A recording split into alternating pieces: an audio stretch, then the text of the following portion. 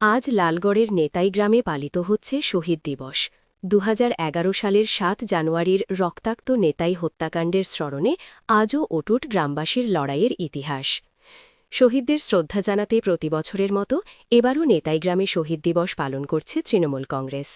২০১১ সালের ৭ জানুয়ারি ঝাড়গ্রাম জেলার বিনপুর ১ ব্লকের লালগড় থানার অন্তর্গত নেতাই গ্রামে ঘটে যাওয়া নৃশংস হত্যাকাণ্ডের স্মরণে বুধবার পালিত হচ্ছে নেতাই শহীদ দিবস।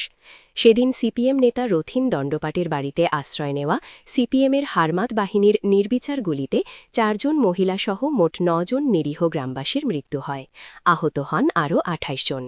ওই ঘটনার পর থেকেই প্রতি বছর তৃণমূল কংগ্রেসের উদ্যোগে নেতাই গ্রামে শহীদ দিবস পালন করা হয়ে আসছে।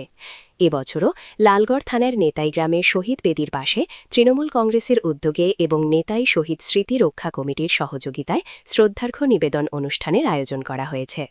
অনুষ্ঠানে শহীদ পরিবারের সদস্যদের পাশাপাশি নেতাই গ্রামের সাধারণ গ্রামবাসীরাও উপস্থিত থাকবেন। রাজ্য তৃণমূল কংগ্রেসের নেতৃত্বের সঙ্গে ঝাড়গ্রাম জেলা নেতৃত্ব শহীদ বেদিতে ফুলের মালা দিয়ে শহীদদের প্রতি শ্রদ্ধা জানাবেন বলে জানা গেছে। এছাড়াও ওই অনুষ্ঠানে শহীদ পরিবারের সদস্যদের, ঘটনার আহতদের এবং দরিদ্র গ্রামবাসীদের শীতবস্ত্র প্রদান করা হবে। শহীদ দিবসকে ঘিরে নেতাই গ্রামে শেষ মুহূর্তের প্রস্তুতি তুঙ্গে। ইতিমধ্যেই বিভিন্ন এলাকা থেকে দলীয় কর্মী ও সমর্থকেরা একে একে পৌঁছাতে শুরু